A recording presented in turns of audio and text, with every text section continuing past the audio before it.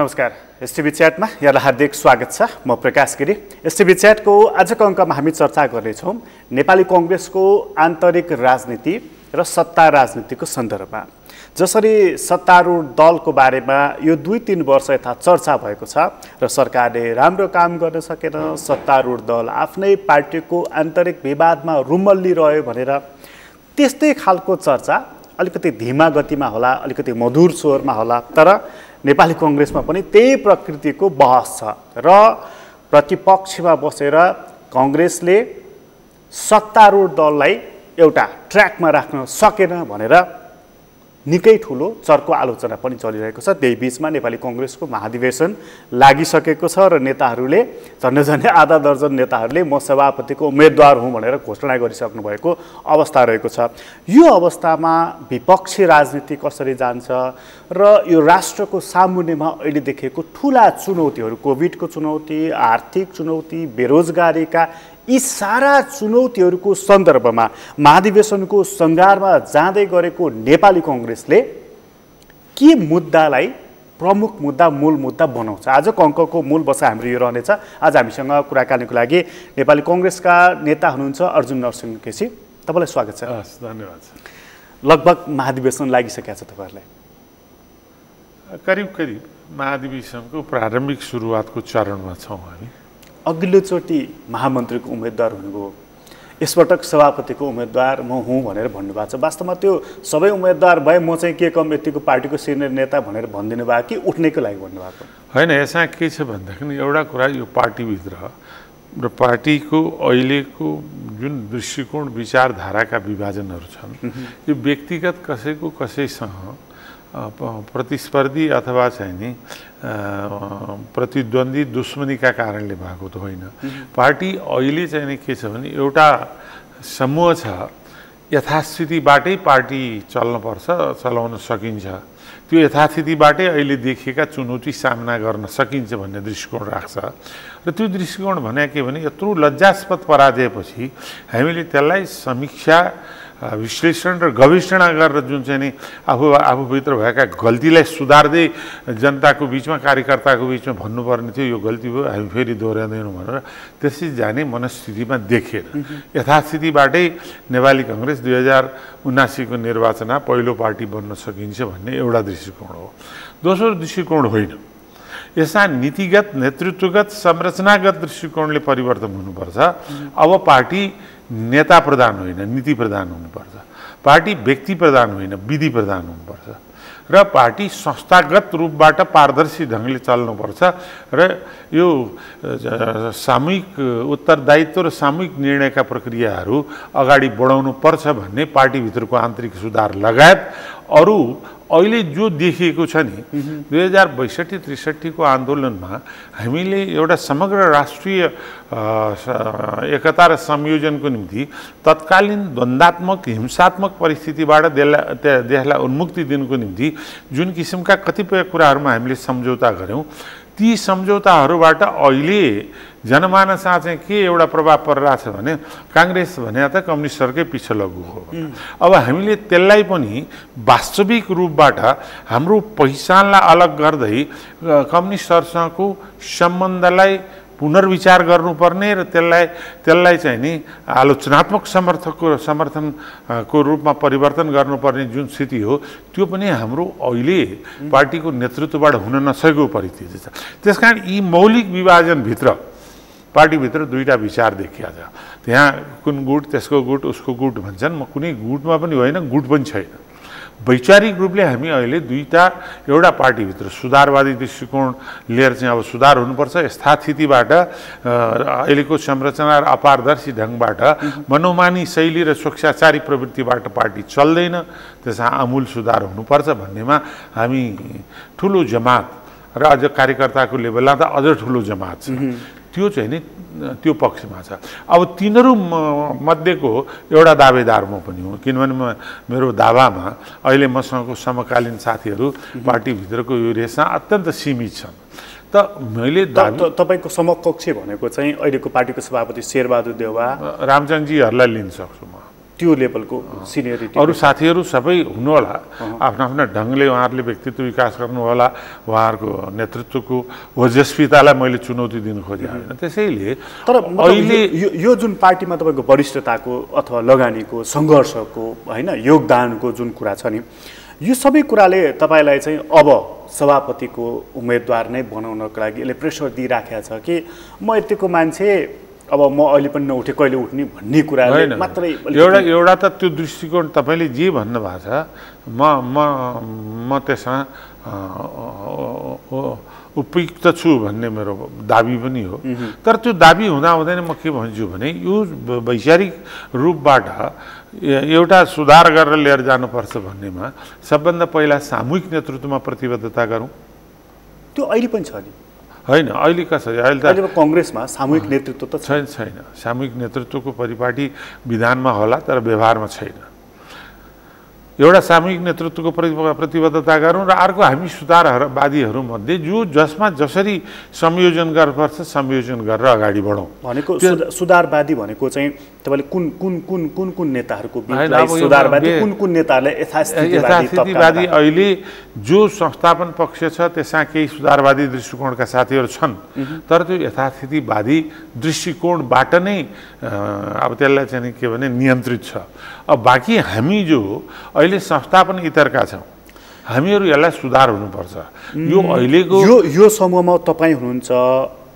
प्रकाशमान सिंह हुनुहुन्छ स्वयं रामचन्द्र पौडेल भइ नै हाल्नुभयो doctor Shekhar doctor Shashank Sujata Koirala doctor Ramsharan Mahat सबै तपाईँहरू यो तबकामा हुनुहुन्छ र मैले यी नाम लिएका तपाईँले थपेँ मैले हजुर त्यसमा कृष्ण सिटौला पनि उहाँ अलग्गै होइन र होइन अहिले ध्रुव अहिले कुनै ध्रुव छैन उहाँ म अस्ति मसँग कुरा गर्दै हुनुहुन्थ्यो उहाँले कि म चाहिँ नि अघिल्लोचोटि 2-3 पदमा मात्रै उम्मेदवारी दिएको यसपटक सभापतिदेखि लिएर केन्द्रीय सदस्यसम्म प्यानल सहित आउँछ मेरो प्यानल सहित भने हामी सबैको प्यानल सहित भन्नुभयो उहाँ यथास्थितिको विरोधमा हुनुहुन्छ मन वचन कर्मले मैले उहाँसँग नजिक निकटतापूर्वक सम्पर्कमा छु म त्यस कारणले हामी सबै किनभने अहिले यथास्थितिबाट पार्टीलाई उन्मुक्ति दिएर जुन ढङ्गले देश कम्युनिस्टीकरणको दृष्टिकोणले चाहिँ एकपछि अर्को तीव्र गतिले बढेका छन्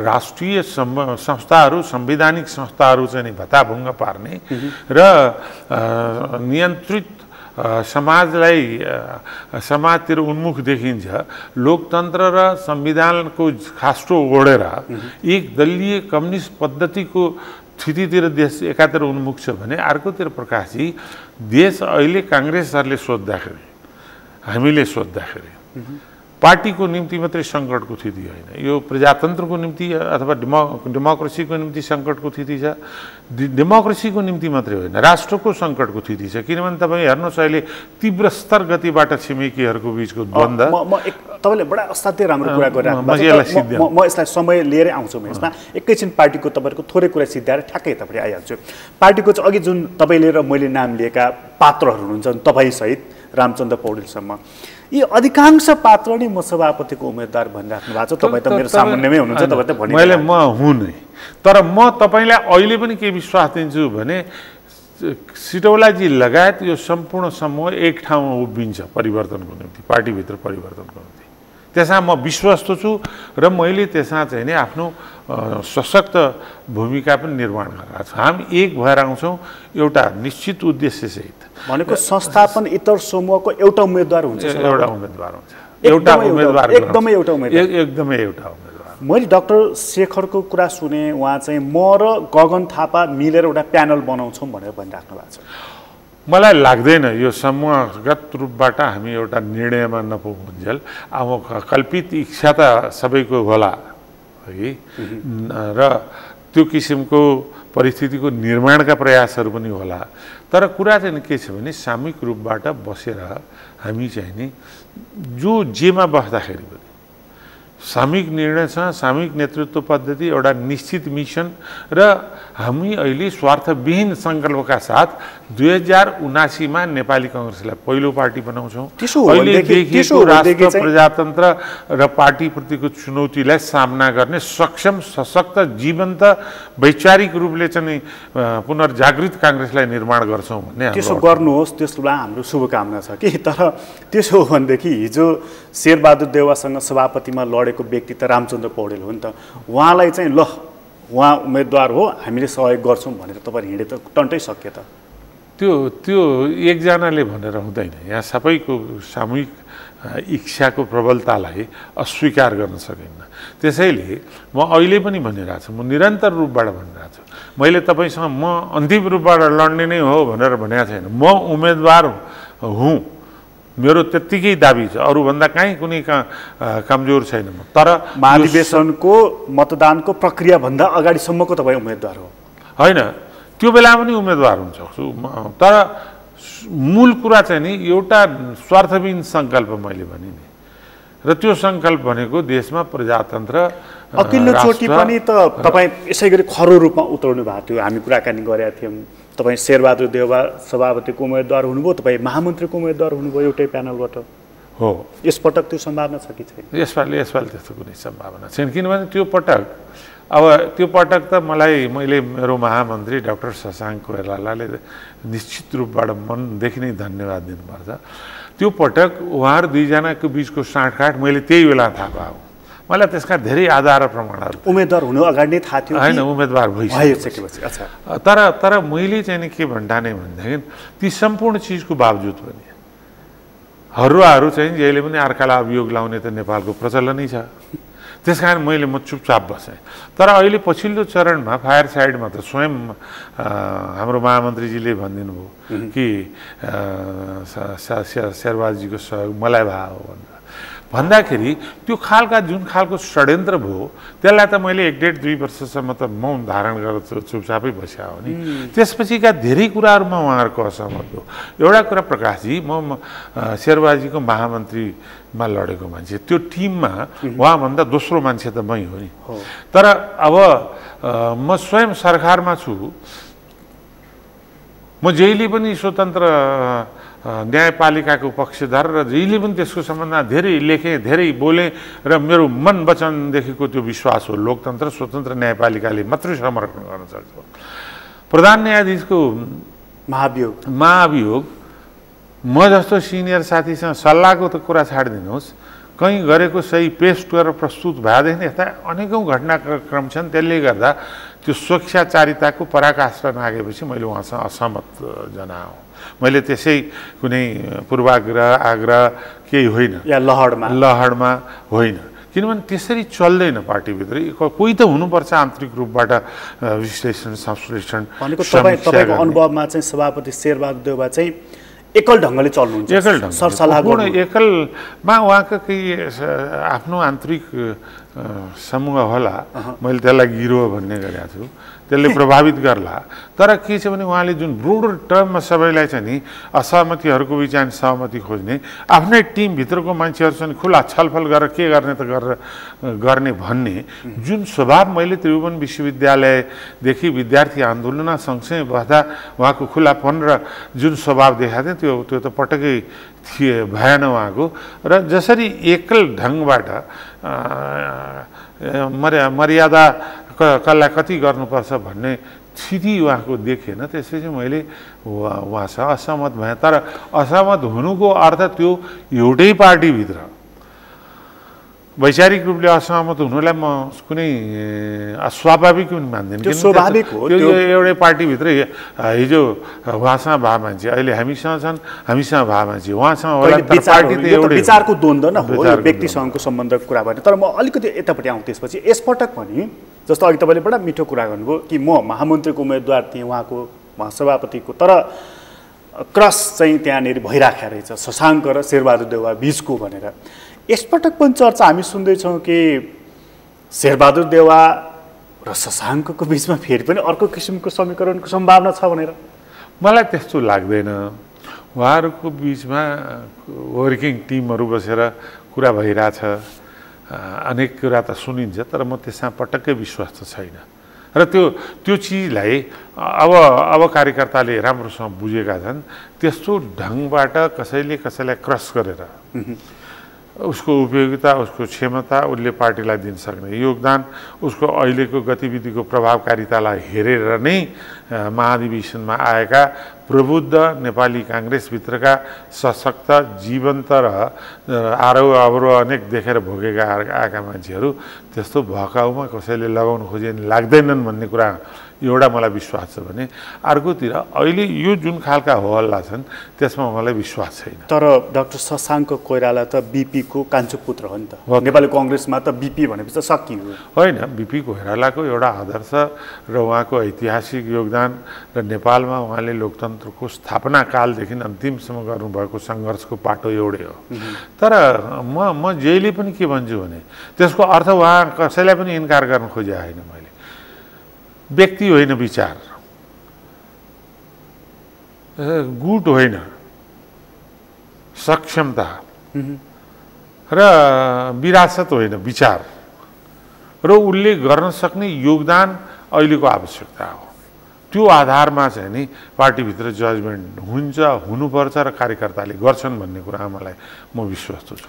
तीनवटा विचार चाहिँ डाक्टर शशाङ्कले यो बिचमा ल्याएको देखेँ मैले। एउटा चाहिँ पार्टीलाई एक गरेर लैजान्छु, दोस्रो यो पार्टीको विधान हाम्रो चाहिँ काम गर्ने प्रकारको छैन, अल्झाउने प्रकारको छ, यसलाई परिवर्तन गर्छु र महिलाहरूको स्थान चाहिँ 50% ल्याउँछु भनेको। र महत्त्वपूर्ण कुरा चाहिँ यो धर्मको सन्दर्भमा उहाँ गल्ती गरियो है, धर्मनिरपेक्षतामा जानु चाहिँ ठिक थिएन भन्ने अघिल्लो महाधिवेशनमा पनि उहाँले बोल्नु भएको थियो। महाधिवेशन सङ्घारमा यसपटक त झन् प्रबल रूपमा बोलिराख्नु भएको छ। यी विचारले चाहिँ नेपाली कङ्ग्रेसलाई कति नेतृत्व दिन्छ? हेर्नुहोस्, अब धार्मिक दृष्टिकोणले नेपाली कङ्ग्रेसभित्र मैले त जहिले पनि तपाईँलाई प्रकाशी जुन बेला संसदमा, संविधान सभामा धर्मनिरपेक्षताको सम्बन्धमा छलफल त त्यति भएन, तर धर्मनिरपेक्षता होइन धार्मिक स्वतन्त्रता नै पर्याप्त हो भनेर संशोधन प्रस्ताव गर्ने मध्ये म अर्जुन नरसिंह पनि हुँ। त्यो डकुमेन्ट अहिले पनि मसँग सुरक्षित छ। अन्तिम अवस्थामा पार्टी सभापति तत्कालीन प्रधानमन्त्री सुशील कोइरालाजीले मलाई डाकेर उहाँले के भन्नुभयो भने, अर्जुनजी यो संविधान निर्माणको अन्तिम चरणमा धेरै ढङ्गले रोकिने प्रयास पनि भएको छ, हामी दृढतापूर्वक अगाडि बढिरहेका छौँ, यो तपाईँले फिर्ता लिइदिनु पऱ्यो, अन्यथा तपाईँलाई पनि नराम्रो हुन्छ, पार्टीभित्र पनि नराम्रो हुन्छ र पार्टीले निर्णय गरिसक्यो यसलाई फिर्ता लिनुपर्छ भनेपछि मैले संसदमा यसलाई रेकर्ड राख्ने गरेर पार्टीको आदेशमा फिर्ता लिएँ भन्ने मान्छे म हो। त्यस कारण म निरन्तर रूपबाट राज्यको धर्म हुनुपर्छ भन्ने पक्षमा म छैन। डेमोक्रेसी भने नै मैले बुझाए के भने फ्रिडम अफ बिलिफ्स, विश्वासको स्वतन्त्रता हो। त्यो विश्वासको स्वतन्त्रताभित्र धर्म पनि पर्छ, धर्म पनि एउटा विश्वास हो, आस्था हो। त्यो स्वतन्त्रता व्यक्तिको, राज्य त्यसमा चाहिँ नि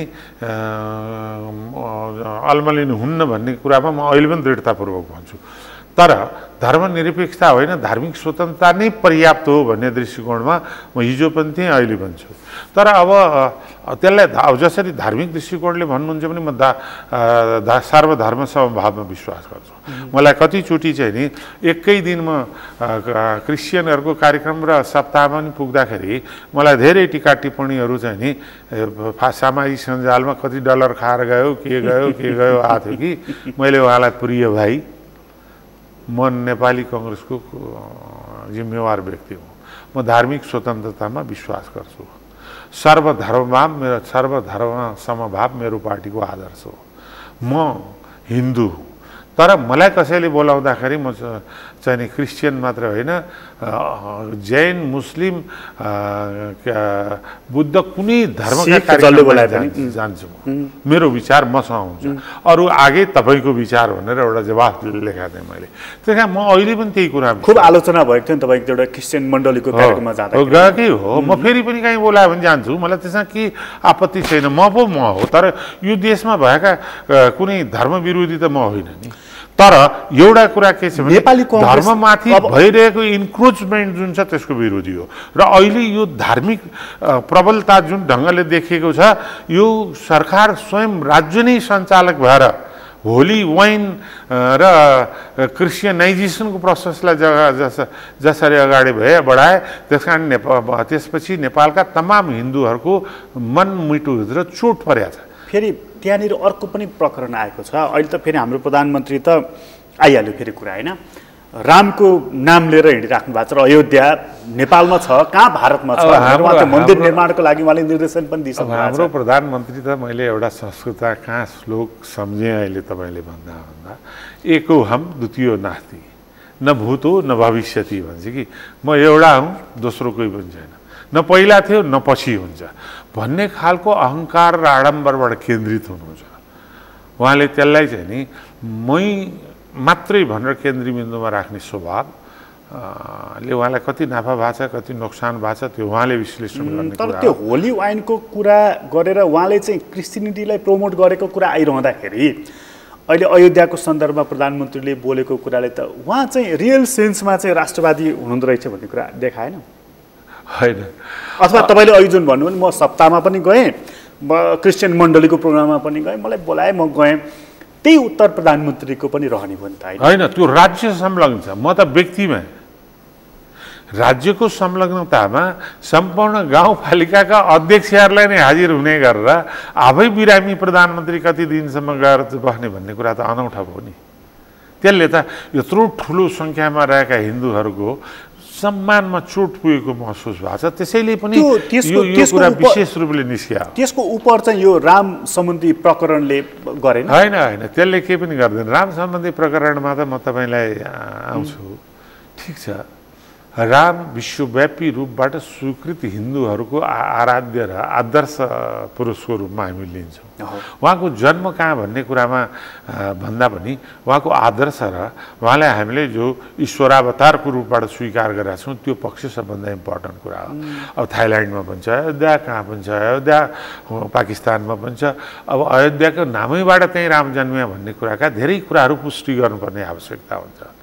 अब त्यसको निम्ति ठिक छ, राम जन्मेको अयोध्या हाम्रै ठोरीमा हो भने त्यसका सम्पूर्ण अवयव संयन्त्रहरूको खोजी गवेषणा गरेर त्यसका आधारसहित प्रस्तुत हुनुपर्ने ठाउँमा यो त के भयो भनेदेखि नि मैले अघि नै भनिरहेको थिएँ, कालापानी लिपुलेख लिम्पियाद्वारा नेपालको हो, सिङ्गै नेपाली कङ्ग्रेस मात्रै होइन सम्पूर्ण राष्ट्र प्रधानमन्त्रीको साथमा उभियो।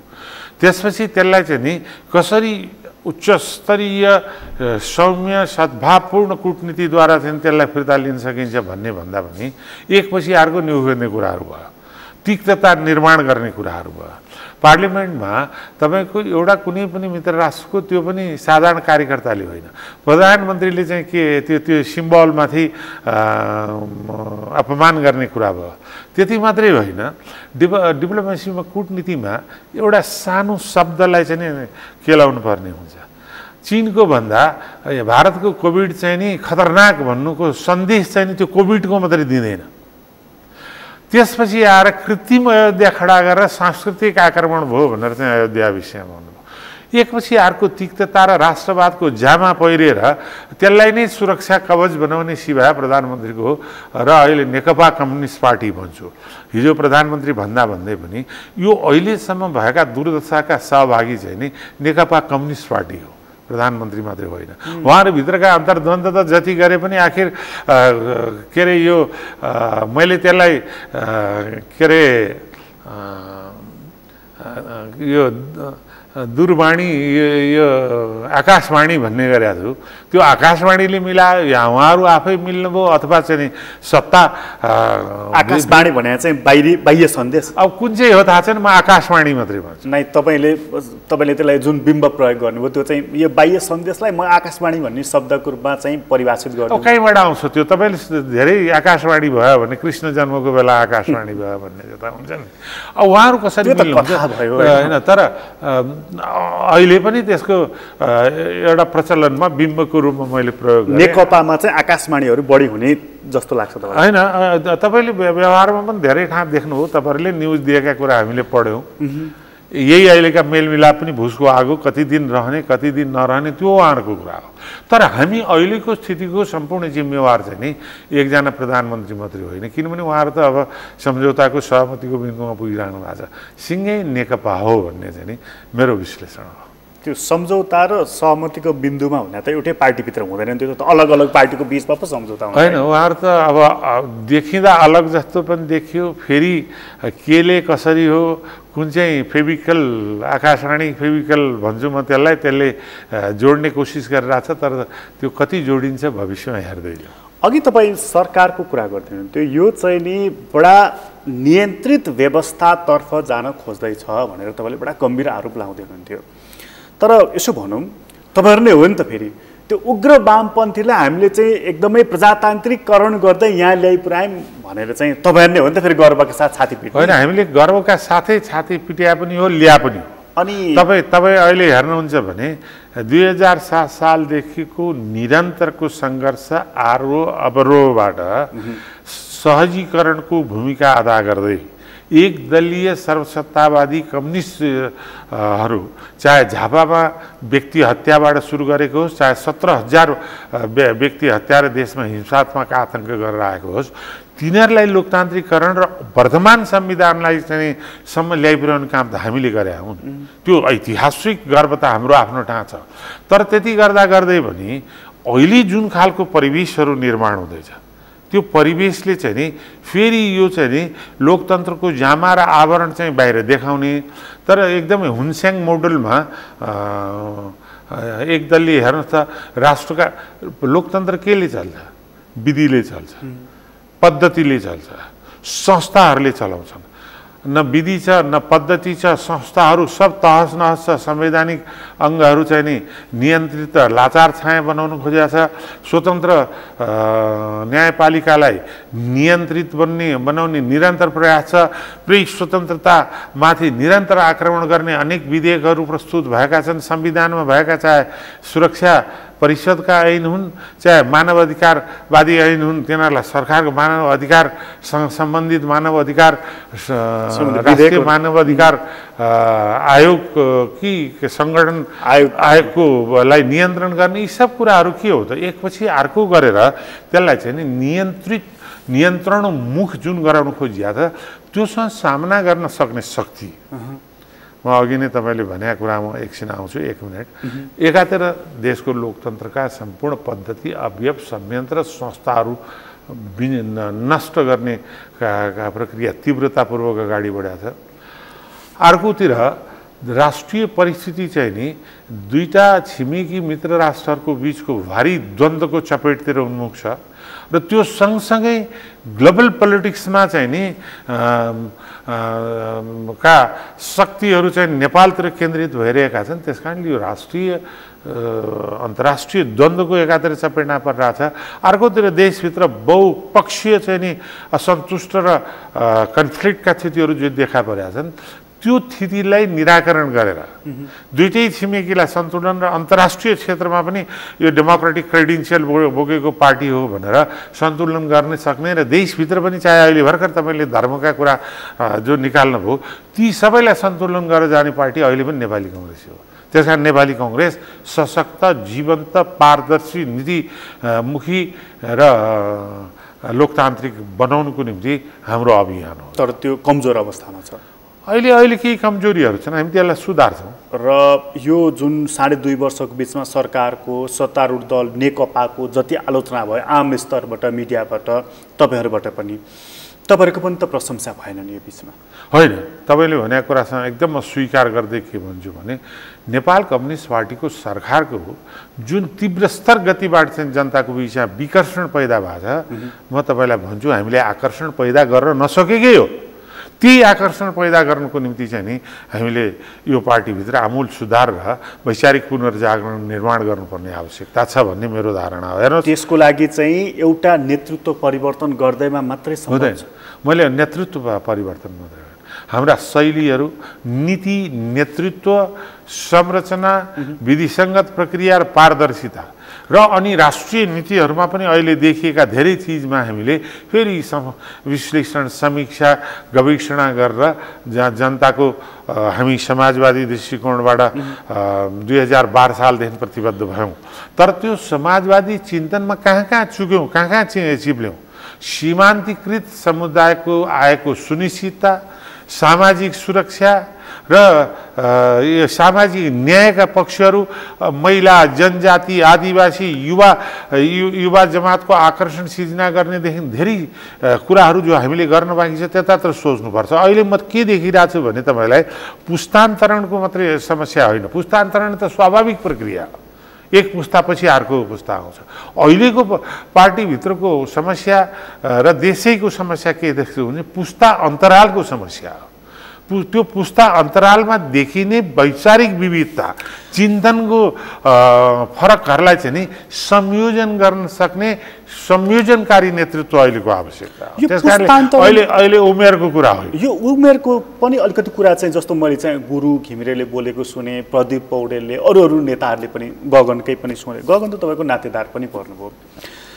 के भने सुने भन्दाखेरि पुस्तान्तरण जरुरी छ भनेर। तर एउटा तथ्य के पनि देखियो भने तपाईँकै कुरा गरौँ, तपाईँ राजनीतिको केन्द्रमा भएको बेलामा अमेरिकाको राष्ट्रपति भइसकेका मान्छे बाराक ओबामा चाहिँ कलेजमा रहेछन् क्या, 1992 देखि 2004सम्म होइन त। तपाईँ 51मा त मन्त्री नै भइसक्नु भएको थियो। त्योभन्दा अगाडिको कुरै छोडिदिउँ एकछिनलाई भन्दाखेरि तपाईँ अहिले पनि अब यो ठाउँमा हुनुहुन्छ, सङ्घर्षकै क्रममा हुनुहुन्छ, अझै पनि यो त्यो भन्दै हुनुहुन्छ। उनी त 2 चोटि राष्ट्रपति भइकन रिटायर भइसक्यो। हामी कहाँ छौँ, हामी के गर्दैछौँ? होइन, यो तपाईँले देखाउनु भए जुन दृष्टान्त छ त्यो एकदम म करेक्टली स्वीकार गर्छु। र हामीहरूको चाहिँ के छ भने अलिकति चाहिँ हाम्रा स्वभाव, परिस्थिति, परिवेश र सामाजिक अवस्था र मनोगत अवस्था चाहिँ के छ भने हामी जिरेन्टोक्रेसी भन्छन् नि, वृद्ध तन्त्रमा जेलिएको समाजमा पनि छौँ। त्यो सामाजिक संस्कृति नै त्यस ढङ्गले विकास भएको छ। एकातिर त्यो वृद्ध तन्त्र हावी भएको कुरा सुन्नुहोस्, तपाईँसँग स्वीकार गर्छु पक्नु चाहिँ। अनि अर्कोतिर त्यो व्यक्तित्व र प्रतिभा पनि मैले धेरैचोटि धेरै ठाउँ भने युवाहरूमा पनि उनीहरूकै विचार भनेको कुरा मैले कि तिमी निष्पक्ष पारदर्शी भएर कोही कुनै गुट झुन्डमा नलागिकन सबैको भन्ने मनस्थिति र परिस्थिति बनाऊ है। तिमीहरूले नेतृत्व लिने त तिमीहरूले हो भोलि। तर अब सब झुन्डमा यो पार्टीभित्र के देखियो सबभन्दा ठुलो समस्याहरूमध्ये भने कुनै पनि कार्यकर्ता, नेतृत्व या सशक्त युवा जमात चाहिँ नि सत्यको अनुसन्धान गर्ने, ठिक र बेठिकको बीचको वैज्ञानिक रूपले विश्लेषण गर्ने र बेठिकलाई बेठिकै भन्ने प्रवृत्ति र ठिकलाई ठिकै भन्ने प्रवृत्ति भन्दा पनि कहीँ न कहीँको संलग्नताले यो बेठिक भन्यो भने कुनै दाइ रिसाउँछ कि कुनै रिसाउँछ कि भन्ने ढङ्गले सत्यलाई सारेर उसले जे भन्छ त्यसलाई साथ दिने प्रवृत्तिले लोकतन्त्र जीवन्त हुँदैन। युवा पुस्तामा यो समस्या कतिको छ? युवा पुस्तामा छ, हामी कहाँ जतिकै छैन भनेको तपाईँहरूको पुस्तामा जत्तिकै छ कि अलिक कम छ? अलिक कम छ तर छ। उनीहरूले चाहिँ तपाईँले भने जस्तो देखेको कुरा ठ्याक्कै तपाईँले यो कुरा गर्नुभयो अर्जुन दाइ, यो गलत गर्नुभयो भनेर भन्यो भने त तपाईँ त फेरि त्यसलाई वक्र दृष्टि हेरेर त्यसलाई त सिधाइदिनुहुन्छ नि त। जहिले पनि एउटा कुरा के छ भने गलत दृष्टिकोणलाई तर्कसहित विश्लेषण गरेर, किनभने लोकतन्त्र हामीले जाने लोकतन्त्र के विचारहरूका बीचको मन्थन, घर्षण वा विचारका विविधता, त्यो विचारका विविधताबाट घर्षण मन्थनबाट निस्किने बाधे जाते तत्त्वबोधम भन्छौँ एउटा चाहिँ व्यावहारिक पक्ष जसले गिरिजाप्रसाद कोइरालासँग न्यू खोज्यो त्यसको राजनीतिक, जसले सुशील कोइरालासँग खोज्यो त्यसको चाहिँ त्यसमा एक हातसम्म मलाई पनि लिनु, तपाईँसँग रेकर्ड कहीँ हुनुपर्छ। गिरिजाको प्रवक्ता थिएँ म, हुनुहुन्थ्यो। गिरिजाऊको काममा गिरिजाऊ भयो नेपाली कांग्रेसको गिरिजाऊ सभापति हो। उहाँ सभापति मैले सोझै यो गिरिजाऊको व्यक्तिगत विचार हो, पार्टीले निर्णय गरेका छैन। म यसलाई पार्टीको निर्णय रूपमा लिन्न भनेर बारबेर टिम छ, न्युजहरूमा आछन् त भोलिपल्ट पर्सिपल्ट उहाँले डाकेर होइन यो छाड्दिनँ सब मैले त्यस्तै गरेँ भने उहाँसँग त्यो संयोजन गर्ने क्षमता पनि थियो, अनि त्यसलाई हामीले ड्रप गऱ्यौँ होला। तर म आफ्नो विवेकले देखेको कुरा भन्ने मान्छे हुँ, फेरि पनि भन्छु। त्यसैले कतिपय ठाउँ चाहिँ तपाईँको यो गिरिजाऊको त्यो इक्जाम्पल सुशील कोइराला जीलाई मैले मद्दत गरेँ, उहाँकै साथमा हो, तर त्यसको बावजुद पनि उहाँका धेरै असहमत भएका कुरालाई असहमत भनेको छु मैले। उहाँले 6 महिनासम्म केन्द्रीय कार्यसमिति मिटिङ नबोलाउँदा म केन्द्रीय कार्यसमितिको सदस्य सबै साथीहरूसँगको छलफलमा मिटिङ बोलाऊ अहिलेसम्म किन बसेन भनेर लेख्ने मात्रै होइन, उहाँले पदाधिकारी यो पदाधिकारीहरूको मिटिङ भनेर त्यसैलाई संस्थागत गराउने ढङ्गले गर्न खोज्दाखेरि पदाधिकारी भने नेपाली कांग्रेसको विधानमा कहीँ व्यवस्था छैन, त्यसमा यो पदाधिकारीलाई संस्थागत गर्ने पक्षमा छैन भनेर बैठक छाडेर हिँड्ने पनि मान्छे हो। आज पनि अहिले पनि शेरबाजी गर्दै हुनुहुन्छ। अस्ति एकचोटि बोलाउनु भएको थियो भूतपूर्व पदाधिकारी भनेर, यदि यो पदाधिकारीको मिटिङ भन्नुहुन्छ भने मेरो यसमा असहमत छ भनेर भनेकै उहाँकै अघिल् तर सबैको अघिल् तर होइन। सभापतिले परामर्शको निम्ति बोलाउनु भयो भने सभापतिले जुनसुकै बेला बोलाउँदाखेरि पनि जानुपर्ने मेरो कर्तव्य हो, म आउँछु भने। तर यो पदाधिकारी नेपाली कांग्रेसको संस्थागत होइन। अलिकति चाहिँ कम्युनिस्ट पार्टीबाट सिकेको हो कांग्रेसले, जस्तो कम्युनिस्ट पार्टीमा हुन्छ नि पदाधिकारी सचिवालय होइन, अनि त्यो पनि पदाधिकारी सचिवालय भनेर वैधानिक संस्थागत रूपले भावे त्यो एउटा कुरा हो। हाम्रो त्यो वैधानिक संस्थागत रूप चाहिँ के छ भने संसदीय के अरे यो कार्य सम्पादन समिति छ। कार्य सम्पादन समिति बनाए भइहाल्यो नि। कार्य सम्पादन समितिले गरेका कुरालाई वैधानिक ढङ्गले हामी चुनौती दिन सक्दैनौँ। त्यो होला, त्यसलाई पछि कार्य समिति यहाँ प्रस्तुत गर्नुपर्छ भन्न सकिएला, तर यो पदाधिकारी भने वैधानिक संस्था होइन। अहिले पदाधिकारीको नाममा भटाभट हुँदैछ र मनपरी रूपबाट चाहे सक्रिय सदस्य बनाउने कुरा होस्, चाहे विभाग बनाउने कुरा होस्, यी चाहिँ नि विधानले, जबकि नेपाली कांग्रेसको विधानले 6 महिनाभित्र विभाग बनाइसक्नुपर्छ भन्ने स्पष्ट उल्लेख गरिएको छ। 6 महिनाभित्र यदि विधान बनाइया भए प्रकाशजी, हाम्रो स्थानीय निर्वाचन, प्रादेशिक निर्वाचनदेखि संसदीय निर्वाचनसम्म ती हजारौँ केन्द्रीय विभागमा भएका साथीहरू क्रियाशील हुन्थ्यो, केही न केही फाइदा हुन्थ्यो होला। त्यो बेला नगर्ने अनि आफूलाई पार्टी सभापति बनाउनको निम्ति चाहिँ नि त्यसलाई प्रयोग गर्नुको निम्ति, त्यसलाई औजार बनाउनुको निम्ति गर्ने, त्यो पनि वैधानिक रूपबाट समय सिद्धिएपछि एक। र दोस्रो कुरा चाहिँ नि 4 वर्षको उहाँको सिङ्गै कार्यकालभित्र त्यो गठन भएन, थपिएको 5 वर्ष र महाधिवेशन सुरु भइसकेपछि त्यो गठन भयो। र त्यो मात्रै होइन, थपिएको र अधिवेशन घोषणा गरिसकेपछि त्यो कहीँ लेखिरहनु पर्दैन। संसारभरि लोकतान्त्रिक आचार संहिता हुन्छ। महाधिवेशन भने निर्वाचन मात्रै होइन, महाधिवेशन भने के अरे नीतिगत निर्णय मात्रै होइन, त्यो नेतृत्वको निर्वाचन भन्ने हो। त्यसलाई असर गर्ने कुरा भएन। अर्को कुरा, महाधिवेशनको प्रक्रिया आरम्भ भइसकेपछि त्यो कार्य समिति स्वतः काम चलाउ हुन्छ, त्यो काम चलाउने अहिलेको यो कार्य समिति काम चलाउने हो। तर संविधानले 1 वर्ष थपे हुनाले म त्यसलाई काम चलाउने चाहिँ भन्न सक्दिनँ, किनभने संविधान त हामीले चाहेर पनि नचाहेर थप्या हो। र अर्को कुरा एउटा, म मेरो सभापतिजीलाई स्मरण गराउन चाहन्छु र उहाँले त्यो सत्यलाई आत्मसात गर्नको निम्ति आग्रह गर्न चाहन्छु। 3.5 वर्षभित्र सुशील कोइरालाले गरेको गठन त उहाँले यत्रो ठुलो प्रेसर, धर्नादेखि अनसनसम्म बस्ने कुरा लिएर विघटनै गराउनु भयो नि त। अनि अहिले अधिवेशन भइसकेपछि उहाँले फटाफट गर्दै जाने, हामी मुख दर्शक भएर बस्ने स्थिति त छैन। अहिले जुन विभागहरू गठन भएको छ नि, अब तपाईँले मान्दिनँ त भन्नुभएको छ, मान्दिनँ भने म त अब तपाईँहरू पनि धर्ना अनसनमा जाने भन्ने चर्चा सुन्दैछु। त्यो हामी क्रमशः त्यो बाटोमा जानुपर्ने हुन्छ। हुन त हामीलाई अहिले बडो असिलो स्थिति छ, सिङ्गै देश कोभिडको महामारी छ। दोस्रो कुरा चाहिँ यो महामारीमा पार्टी के सत्ता पक्ष प्रतिपक्ष सम्पूर्ण एक ठाउँमा, कोभिड एक ठाउँ हुनुपर्ने अहिलेको राष्ट्रिय माग। अर्कोतिर यत्रो कम्युनिस्टहरू चाहिँ एक पक्षीय ढङ्गले लोकतन्त्रमाथि नै चुनौती दिने र राष्ट्रिय परिस्थितिमै जटिलता र द्वन्द्वका स्थिति निर्माण गरेर छन्। त्यो स्थितिमा सिङ्गै काङ्ग्रेस एक ठाउँ हुनुपर्ने। अब यसको बावजुद पनि हामी भित्रैको सङ्घर्ष गर्नुपर्ने बाध्यात्मक परिस्थितिमा छौँ। यो कुरा सबैले बुझ्यो भने अझै पार्टीभित्र विधि विधानलाई केन्द्रबिन्दुमा राखेर सहमतिको खोजी हुनुपर्छ भन्ने मेरो भित्रदेखिको मन छ। सहमतिको खोजीमा चाहिँ नेपाली कङ्ग्रेसमा चाहिँ यो मध्यस्थताको भूमिका खेलिराख्ने मान्छे तपाईँ पनि हो। अरू पार्टीमा पनि छलफल संवाद गर्ने, आफ्नै पार्टीमा पनि यताउता मिलाइराख्ने मान्छे त मध्ये एउटा तपाईँ पनि हो।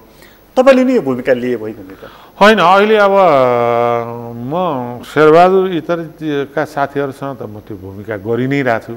भूमिका मात्रै होइन, प्रारम्भ नै मैले गरे हुँ है। तर अब शेरबहादुरजीसँगको अब पहुँच चाहिँ नि छैन त नभनौँ, तर म खोजेर जान्न, उहाँले खोज्नु भएको छैन। म खोजेर कसैलाई गिरिजाऊ सुशील कोइराला कोही हुँदाखेरि नि नबोलाइकन म गइनँ। हेर्नुहोस् है, यो अहङ्कारी भन्नुहोस्, यसलाई स्वाभिमान भन्नुहोस्, अथवा यो यसलाई अघोरीपन भन्नुहोस्, सबैले मलाई जे भन्न गाली गरेन। त्रिशुलीको पानी नै त्यस्तो त्यो म त्यस्तै गर्थेँ। र तपाईँलाई अहिले 2जना मान्छे 3जना मान्छे अझै पनि जीवित छन्। गिरिजाऊको पिए भएर बस्ने हाम्रो गोकर्ण, अनि अर्को बालकृष्ण दाहाल, अर्को विराटनगरको के पुरञ्जन होइन के थापा हुनुहुन्छ एकजना अघि। 2-4 केही मेरो असहमति भएर मैले नगएपछि, बोलाउँदा पनि नगएपछि उहाँ आफै आउनुहुन्थ्यो। यी साथीहरू साथी छन्, आएर छाडिदिनुहोस् त्यो कुराहरू, त्यस्तै भयो। त्यो संयोजनकारी भूमिका थियो। अब उहाँ खोज्दा पनि खोज्नुहुन्न, म कहाँ संयोजन गर्नु? मैले उहाँको अघिल्तिर अस्ति पनि भनेको छु कि लोकतन्त्र, पार्टी, राष्ट्र नै सङ्कटको स्थिति छ। यो बेलामा हाम्रो बिचको द्वन्द्वले सभापतिजी के तपाईँले भोलि जितेर यो देशमा लोकतन्त्र, राष्ट्रियता र अहिलेको सङ्कटलाई बचाउन सक्छु एक्लैले भन्ठान्न भएको छ? रामचन्दजी अथवा हामीहरूमध्ये कसैले एक्लै जितेर यो हामी संरक्षण गर्न सक्छौँ? अझै पनि विधि र विधानलाई केन्द्रबिन्दुमा राखौँ, यो विभाग बनाउने बन्द गर्नुहोस्, कहाँबाट सहमति र सम्झौता बाटो खोजौँ, अन्यथा हामी अत्यन्त कठिन परिस्थितिहरू उन्मुख छौँ। र योभन्दा बढ्ता म अहिले राष्ट्रिय परिस्थितिको बारेमा व्याख्या गर्दिनँ। सभापतिले चाहनुभयो भने जुन दिन पनि मेरा विश्लेषण तपाईँलाई सुनाउन तयार छु भनेकै हुँ। सबै छन् त्यो बेला, तर उहाँले खोज्नु भएको छैन। अब खोज्नु पनि भएको छैन, म चाहिँ खोज्दिनँ फेरि। तपाईँ अब यतातर्फ सभापति इतरको चाहिँ एउटा समूह निर्माण गर्नेतर्फ लाग्यो हुनाले तपाईँले नखोज्नु पाए पनि होला। होइन, तर समग्र एकता, राष्ट्रिय आवश्यकता र लोकतन्त्रको आवश्यकता यो निष्कर्षमा चाहिँ पुगिसक्यो हो कि शेरबहादुर देउवाबाट अब नेपाली कङ्ग्रेस चल्दैन भन्ने निष्कर्ष पुगि नै सक्यो? चल्दैन। उहाँको यो कार्यशैली, जुन ढङ्गको गतिविधिहरू छन्, त्यो गतिविधिबाट हेर्नुहोस् उहाँसँग महाधिवेशन भने त नेतृत्वको निर्माण पनि हो होइन? त्यसले अहिले पार्टीभित्रको जस्तो मतदान नै हो नि त। अन्त्यमा मतदानले चुनाव जिताएर भोलि शेरबहादुर देउवाले नै माला लाउनु भयो नि त। त्यो लोकतन्त्रमा त्यसलाई तपाईँले स्वीकार गर्न सक्नु भएन। म जहिले पनि लोकतन्त्रको मा विश्वास गर्नेहरूलाई आग्रह गर्न के चाहन्छु भने लोकतन्त्र भनेको प्रतिस्पर्धा हो, व्यक्तित्वको टकराव पनि हो। त्यो लोकतन्त्रको सौन्दर्य हो। त्यो व्यक्तित्वको टकरावको बिचको संयोजन गर्न सक्ने र मत विभाजन भएर जित हार भए पनि मन विभाजन हुन नदिने स्थिति, जित्नेलाई हार्नेलाई सँगै लिएर सम्मान गर्ने परिस्थिति र हार्नेले जित्नेलाई के अरे साथ दिने परिस्थितिको निर्माण चाहिँ नि हामी मध्ये भएन, धेरैको भएन भनौँ न। त्यो हुनुपर्छ। भोलि शेरबहादुरजीले जित्नुभयो भने महाधिवेशनले जितिसके त त्यो त लोकतान्त्रिक निर्णय हो। तर हाम्रो दृष्टिकोणले उहाँबाट यो पार्टी फेरि पुनर्स्थापित हुन सक्दैन भन्ने दृष्टिकोण। यसमा अलिकति हिन्ट्स गर्नुहोस्, को चाहिँ त्यस्तो जाजोल्यमान करिस्मेटिक लिडरसिप छ कङ्ग्रेसमा? हामी आयो भने चाहिँ केही हुन्छ कि? अहिले हामी कहाँ त्यस्तो करिस्मेटिक कोही छैन। त्यसैले म सामूहिक युवा पुस्ताबाट कोही आयो होइन, मैले त युवा पुस्ताको कुरा गर्दाखेरि पनि के भनेको छु भने यही 7जना साथीहरू 8जना साथीहरूको बिचमा यदि हाम्रो बिचमा सहमति हुँदैन भने हामी सबै केन्द्रीय कार्य समितिमा बसौँ, संसदीय समितिमा बसौँ र यो एउटा स्टेयरिङ कमिटी जस्तो विधानभित्र बसेर चाहिँ नि यसले गाइड र सल्लाह परामर्श दिने काम गरोस् र सबै अहिलेको प्रभावकारी युवकहरूलाई चाहिँ नि के अरे पदाधिकारीहरू लडौँ। यो अल्टरनेटिभ अप्सन हो है मेरो, अहिले पनि छ बाँकी। त्यो अप्सन पनि मैले राखेको छु। भनेको पहिलो पुस्ताका नेताहरू सब ठिक छ, एउटा स्टियरिङ कमिटी बनाऊ, सल्लाहकार समिति जस्तो अथवा केही आन्तरिक रूपबाट केन्द्रीय कार्य समिति हामी बसौँ, किनभने धेरै चिज त संयोजन गर्ने चाहिन्छ पनि। त्यो पुरानो पुस्ताको अनुभव पनि चाहिन्छ। अनि नयाँ पुस्तालाई चाहिँ नि लौ त तिमीहरू अगाडि बढ भनेर मैले राखेको प्रस्ताव र लेखा पनि छु आर्टिकलले। यो प्रस्तावमा तपाईँ साँच्चै अडिग भएर कि एउटा फाल्नु न एउटा होइन किनभनेदेखि होइन हाम्रो बिचमा सहमति हुन सकेन। यदि हाम्रो बिचमा सहमति हुन सकेन भने हामीले चाहिँ कङ्ग्रेसको चुनौतीको कुरा पनि गऱ्यौँ, सरकारको शैलीको बारेमा कुरा पनि गरिहाल्यो, प्रधानमन्त्री कुरा तपाईँले गरि नै हाल्नुभयो। मुलुककै चुनौती चाहिँ यति बेला कुन हो? तर मुलुककै चुनौती त के छ भनेदेखि सबभन्दा ठुलो त मैले तपाईँलाई अघि नै पनि भने, अघि तपाईँले एउटा कुरा म भन्दै सरी मैले तपाईँलाई रोकेँ, एउटा यस्तो आक्रोश देखिराखेको छु मैले, जुन आक्रोशले चाहिँ ठुलो रूप नलियोस् भनेर अघि तपाईँ जुन भन्दै हुनुहुन्थ्यो, त्यो केलाई इङ्गित गर्नु खोज्नुभयो? यो प्रश्नमा यो उत्तरमा त्यो पनि जोड दिनु। यो मैले मल्टिपल कन्फ्लिक्ट भने नि, यो बहुपक्षीय द्वन्द्वात्मक स्थिति एकातिर देशभित्र नै देखिरहेछ, चाहे धर्मको कुरा गर्नुहोस्, चाहे जातिका कुरा गर्नुहोस्, चाहे अरू गरिबी र सम्पन्नताको भ्रष्टाचारको हेर्नुहोस् त। भ्रष्टाचार यति धेरै भ्रष्टाचार छ, चाहे वाइट बडी केस भन्नुहोस्, चाहे चाहिँ नि न्यारो बडी भन्नुहोस्, चाहे 33 केजी सुन भन्नुहोस्, चाहे के अरे प्रिन्टिङ प्रेस प्रकरण भन्नुहोस्, चाहे यति र ओम्नी प्रकरण भन्नुहोस्, चाहे बुढी गण्डकीका कुरा भन्नुहोस्, चाहे हुँदा देश रुग्ण र कोभिड महामारीको महाचुनौती र सङ्कटको बेला छ, औषधोपचार अनि भ्रष्टाचार, खरिदमा पनि भ्रष्टाचार भयो। तर यो भ्रष्टाचारलाई हामीले जीवन्त रूपले जनताको बिचमा पुर्याउन सकेनौँ। हेर्नुहोस्, मलाई आफैलाई दुःख लाग्छ, मलाई कुनै अप्ठ्यारो छैन को रिसाउँछन् खुसाउँछन् भनेर। हामीले अरू कुरा 2 दिन 1 दिन चाहिँ नि सदन बन्द गऱ्यौँ होला, तर यत्रो ठुलो भ्रष्टाचारको सम्बन्धमा 2 दिन सदन किन बन्द गर्न सकेनौँ? हेर्नुहोस् त, त्यो लाउडामा 59 दिन सदन बन्द गरे होइन, यही अहिलेको सरकारको एक अङ्ग एमाले हामी 3 दिन किन बन्द गर्न सकेनौँ? यसलाई निष्पक्ष र पारदर्शी ढङ्गबाट चाहिँ नि भूतपूर्व एउटा प्रधान न्यायाधीशको संयोजकत्वमा अरू पनि वरिष्ठ र देशले चाहिँ नि निष्पक्ष भनेर चिनिएका न्यायाधीशहरू राखेर निष्पक्ष छानबिन गरौँ। जो पर्छ त्यसमा म अहिले पनि तपाईँ मार्फत आग्रह गर्न चाहन्छु, गरोस्। सरकारको आँट छ, हिम्मत छ, तागत छ भनेदेखि गरे हुन्छ। त्यति मात्रै अहिले ओलीजीले कयौं केसहरूमा चाहिँ सभापति शेरबहादुर देउवाको नाम आएको, त्यति मात्रै ओलीजीले वाइड बडीदेखि लिएर थुप्रै केसहरू होइन, त्यति मात्रै ओलीजीले गर्नुभयो भने उहाँको ग्राफ एकैचोटि हत्त पर्छ। तर त्यो बेलामा म अर्जुन नरसिंह तपाईँको अघिल्तिर भन्छु, यो राम्रो काम गरे हो सरकारले भन्छु। अब यसमा को पर्छन् भन्ने कुरासँग चाहिँ नि मैले भने सुन्नुहोस् न, यदि भनिहालेँ, यदि तागत छ भनेदेखि प्रमुख प्रतिपक्ष दललाई तानेर त्यसमा आफू छैन भनेदेखि त त्यो त ठुलो सौभाग्यको कुरा हो नि राज्यसँग, किनभने आफै सबै त्यसमा छ त कहाँको अर्कालाई त दोष भागी बनाउने कुरा हो। हाम्रो पक्षका नेताहरूलाई तान्ने काम गरे, तागत छ भने प्रमाणित गरेर देखाइदिउँ त। मैले चुनौती नै दिएँ। यहाँ भनेको नेकपाका नेताहरू पनि मुछेका छन्, सबै छन्, उनीहरू आफू छन्, अनि त्यतातिर पन्छाउने चाहिँ नि भनेको संस्थागत भ्रष्टाचार हुन्छ हामी कहाँ, संस्थागत संलग्नता छ। बडा गजब। तर कङ्ग्रेसले, तपाईँले बडा महत्त्वपूर्ण कुरा गर्नु, कङ्ग्रेसले एजेन्डाहरू चाहिँ लुज गरिरहेको छ होइन। जस्तो यो चाहिँ औषधि उपचारको सन्दर्भमा PCR टेस्ट गर भनेर युवाहरू बसन्तपुरमा अनसन बसे, तपाईँहरू कयौँ नेताहरू त्यहाँ जानुभयो, ठिक गर्यो भाइ हो भनेर। कङ्ग्रेसले गर्नुपर्ने काम होइन र त्यो होइन, कङ्ग्रेसले नगरे पनि छैन। यसमा हाम्रा भ्रातृ संस्थाहरूले खाना नपाएकाहरूलाई खाना पुर्याउने, औषधिको सुरक्षाको प्रत्याभूतिका सामग्री वितरण गर्ने हामीले नै आफ्नो ठाउँमा जति सक्छौँ त्यति गरौँ। पार्टीले त्यो सम्बन्धमा केन्द्रीय कार्य समितिले निर्णय पनि गर्यो र हाम्रो पार्टीको तर्फबाट विज्ञप्ति र मात्रै होइन, डेलिगेसन पनि स्वयं गएर प्रधानमन्त्रीलाई भेटेर भन्यो।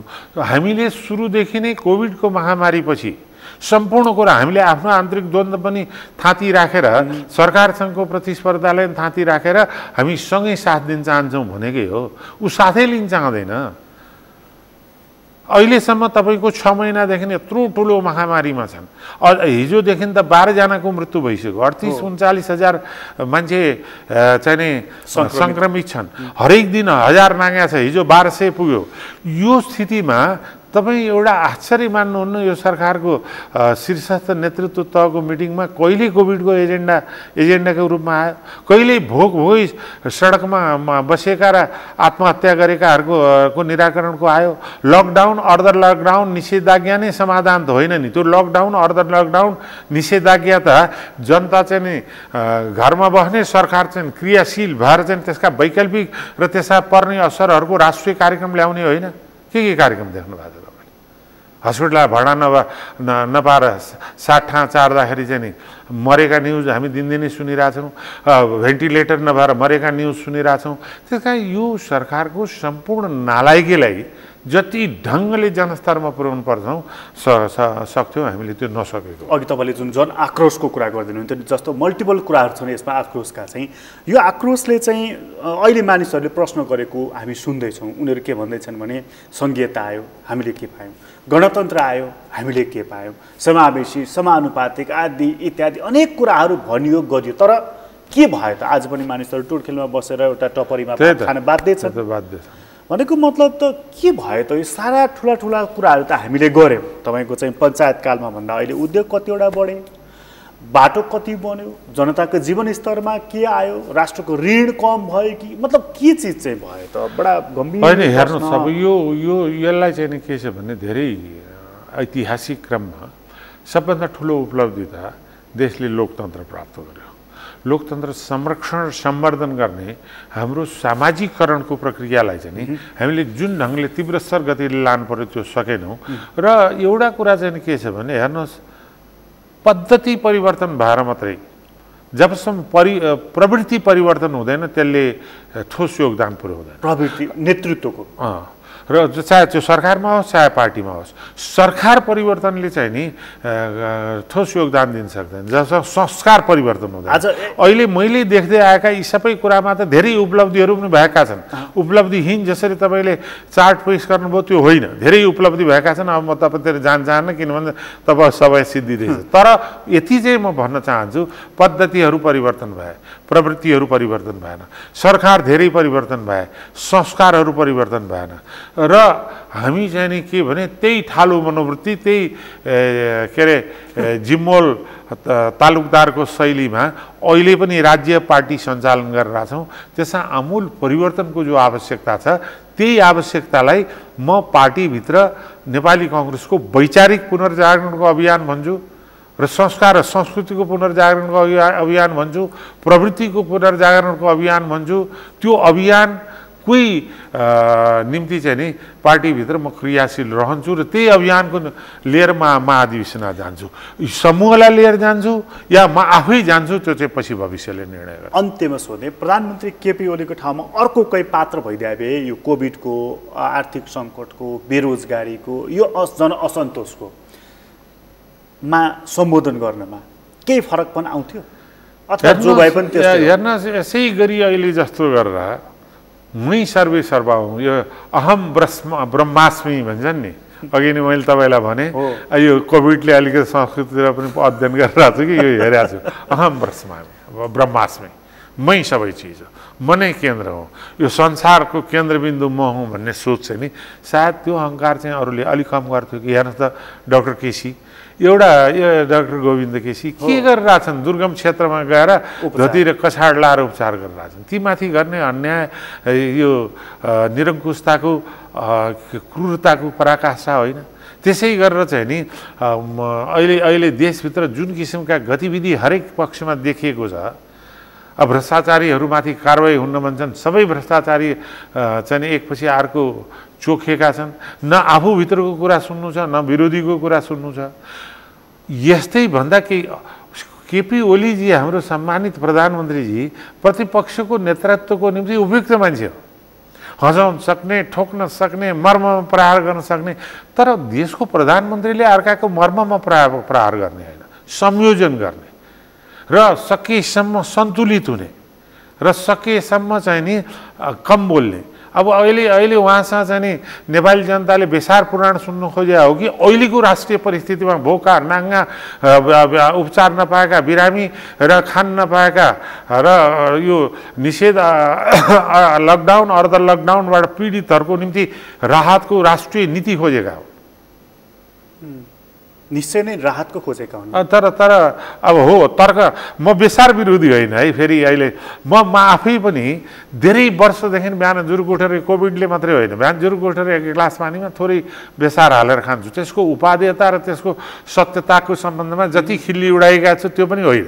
तर उहाँले सुनाइरहने कुरा होइन। तर त्यो प्रधानमन्त्रीले भन्ने कुरा हो कि एकचोटि भन्नुभयो, भन्दाखेरि पनि के भने बेसार पानी खानुहोस्, हछ्यौँ गर्नुहोस्, कोरोना उडाइदिनुहोस्। कसरी उठ्छ त्यो एउटा प्रतिरोधात्मक हो भनेर भन्ने एउटा पक्ष अर्कै कुरा हो। तपाईँको यसमा टिप्पणी चाहिँ बडा गजबको टिप्पणी गर्नुभयो। उहाँ प्रतिपक्षको नेता हुन चाहिँ अत्यन्त लायक मान्छे, सरकारी नेतृत्वमा उहाँ सफल नेतृत्व होइन।